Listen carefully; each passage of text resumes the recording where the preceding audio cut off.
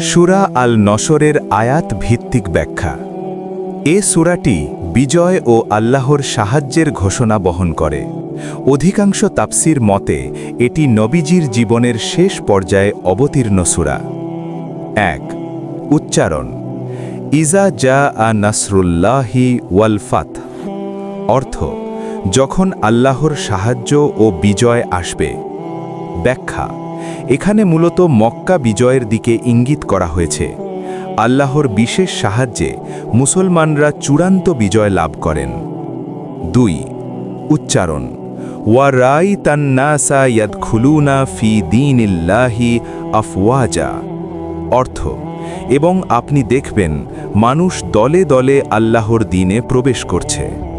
ব্যাখ্যা মক্কা বিজয়ের পর অসংখ্য মানুষ ইসলামে প্রবেশ করে। এটি ইসলামের ব্যাপক বিস্তারের চিত্র তুলে ধরে। ৩ উচ্চারণ ফাসাব্বিহ বিহামদি রব্বিকা ওয়াস্তাগফিরহু ইন্নাহু কানা তাওয়াবা।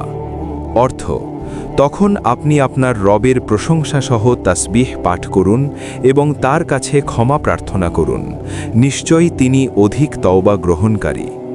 ব্যাখ্যা বিজয়ের সময় অহংকার নয়, বরং আল্লাহর প্রশংসা ও ইস্তিগফার করা উচিত।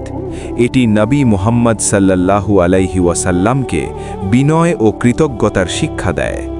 আপনারা যদি প্রকৃত ইসলাম প্রিয় ও আল্লাহ তাআলার বান্দা হয়ে থাকেন, তাহলে ফলো এবং সাবস্ক্রাইব করবেন।